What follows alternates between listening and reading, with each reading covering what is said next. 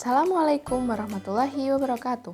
Perkenalkan, saya Arina Zeda Ilma dengan NIM K2317007 akan menyampaikan analisis aplikasi distribusi Maxwell-Boltzmann. Oke, jika setiap tingkat energi merupakan keadaan degenerasi lipat dari GI, maka jumlah kombinasi yang ada untuk setiap keadaan dapat kita tuliskan G1 pangkat N1 kali G2 pangkat N2 sampai dengan GI pangkat NI, sehingga dapat kita sederhanakan dengan menggunakan simbol GI pangkat NI, dan kita peroleh kombinasi total dari keadaan N partikel seperti berikut. Oke, kita lanjutkan. Untuk logaritma dari total keadaan dapat kita tuliskan dengan ln omega sama dengan ln n faktorial ditambah dengan sigma atau jumlahan dari ln GI pangkat NI dikurangi dengan sigma ln NI faktorial. Logaritma tersebut dapat kita selesaikan dengan menggunakan persamaan Stirling, yang secara ringkas dituliskan ln n faktorial sama dengan n ln n dikurangi n. Nah, sehingga kita dapatkan ln omega tersebut secara sederhana. Dalam keadaan setimbang, jumlah keadaan merupakan keadaan maksimum, yang mana merupakan diferensial dari ln omega. Hasil akhir kita peroleh d ln omega sama dengan sigma atau jumlah dari dni ln GI per NI. Nah, di sini kita menggunakan syarat fisik suatu sistem. Yang pertama, sigma NI sama dengan N, artinya keseluruhan jumlah partikel harus seimbang. Kedua, sigma EI kali NI sama dengan E, mana tidak ada perubahan energi, artinya jumlah energi tersebut konstan. Nah, sehingga untuk masing-masing diferensial kita peroleh sebagai berikut. Kemudian, jumlah partikel dan energi tetap setelah dikali dengan faktor penggali Lagrange, yaitu alfa dan beta, akan memberikan vibrasi dengan persamaan sebagai berikut. Sigma ln GI per NI plus alfa plus beta kali energi dikali dni sama dengan 0, di mana dni itu tidak boleh sama dengan 0, maka persamaan yang ada di dalam kurung ini sama dengan 0, sehingga menjadi seperti berikut. Untuk persamaan di atas, solusi yang diberikan yaitu GI per NI sama dengan eksponensial pangkat minus alfa plus beta kali energi. Dalam bentuk diskrit akan diperoleh hubungan GI dan NI sebagai berikut. NI sama dengan GI dikali eksponensial pangkat alfa plus beta kali energi, di mana faktor GI merupakan derajat degenerasi keadaan GI. Oke, selanjutnya kita akan belajar mengenai vibrasi kisi dalam kristal yang merupakan penerapan dari distribusi Maxwell-Boltzmann. Pertanyaan yang muncul di sini, what is the lattice vibration of crystal? Ya, kristal merupakan salah satu jenis benda padat. Kita tahu bahwa benda padat dibedakan menjadi dua, yaitu kristal dan amorf. Untuk kristal ini memiliki atom, ion, atau molekul yang terdistribusi secara teratur dan periodik dalam rentang yang panjang pada suatu ruang. Struktur kristal itu dapat digambarkan dengan kisi atau lattice dan basis yang ditempelkan pada kisi. Kisi sendiri itu merupakan susunan dari titik-titik yang jaraknya teratur dan periodik di dalam ruang. Sedangkan basis itu merupakan sekumpulan atom yang berada di sekitar titik kisi. Setiap atom itu memiliki kisi kristal, sehingga kita dapat memandangnya sebagai bentuk vibrasi kisi. Vibrasi kisi itu muncul akibat adanya energi termal. Maka, kita dapat simpulkan vibrasi kisi merupakan getaran atom pada kristal yang disebabkan oleh energi termal, baik dari internal maupun eksternal. Lattice vibration is the oscillation of atoms in a solid about the equilibrium position for a crystal. the equilibrium position form a regular lattice due to the fact that the atoms are bound to neighboring atoms. Nah, dari sini kita dapat mengetahui bahwa vibrasi Kisi merupakan getaran dari atom pada suatu padatan yang mencapai titik kesetimbangan, di mana untuk sebuah kristal titik kesetimbangan tersebut atau posisi kesetimbangan itu dalam Kisi regular atau Kisi biasa, dikarenakan pada faktanya atom-atom itu saling berikatan satu sama lain dengan atom tetangga. Oke, kita lanjutkan. Untuk teori klasik kinetik gas itu menganggap bahwa energi dalam suatu gas tersimpan sebagai energi kinetik atom. Yang mana hukum ekipartisi menyatakan bahwa besaran fisik energi itu sebanding dengan kuadrat jarak atau momentum. Maka untuk setiap derajat kebebasan pada suhu T itu akan memiliki energi yang sama, yaitu besarnya setengah dari kT, dengan K merupakan konstanta Boltzmann. Hal ini berarti energi kinetik setiap atom itu sama dengan setengah kT.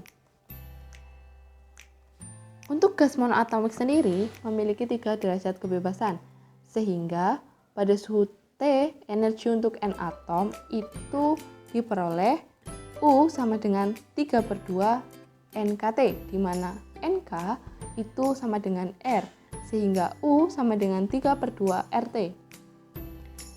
Kemudian pada gerak harmonis sederhana atau GHS, energi kinetik rata-rata itu sama dengan energi potensial rata-rata, sehingga energi total dalam sistem itu dinyatakan sebagai berikut.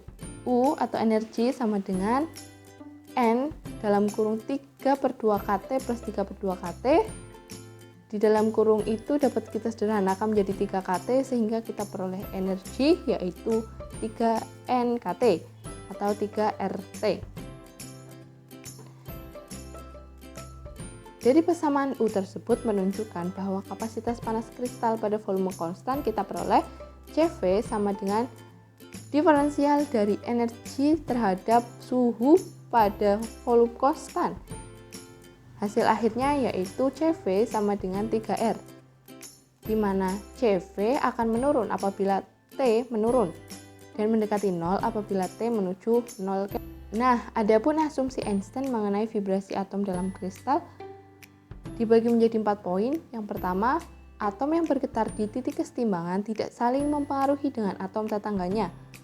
Getaran bersifat harmonik dan sederhana dengan frekuensi nu sama dengan omega per 2pi. Poin kedua, karena setiap energi atom itu memiliki atom yang berbeda-beda, maka masing-masing atom memiliki energi diskrit yang besarnya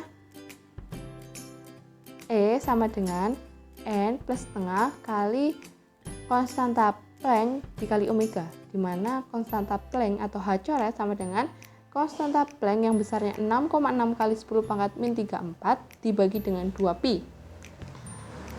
Dengan keterangan bahwa omega merupakan frekuensi karakteristik osilasi dan N merupakan bilangan kuantum osilasi dengan nilai 0, 1, 2 sampai tak hingga. Poin ketiga.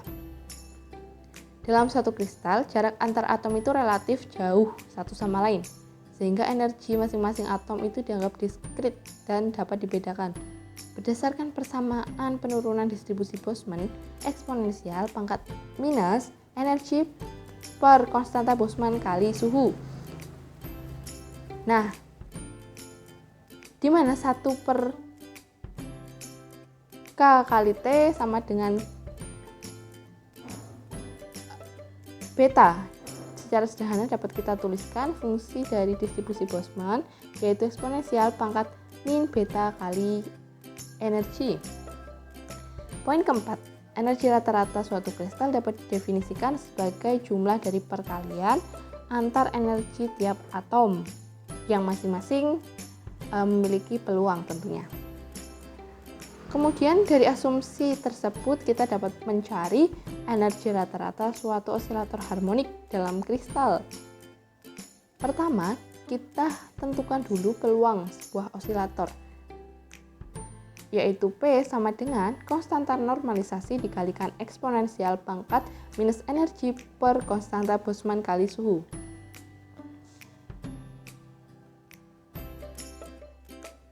Lalu dengan penjumlahan tersebut kita akan menghasilkan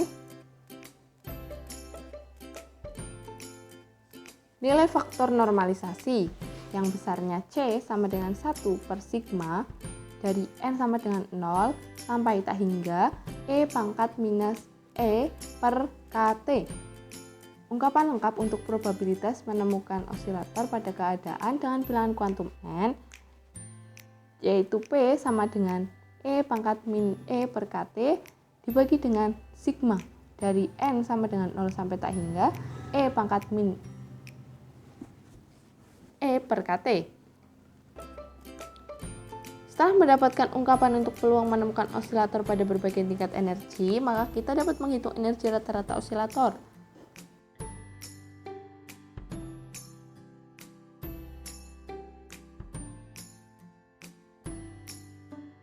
Penggantian tersebut menyebabkan kita dapat menulis persamaan E menjadi sebagai berikut.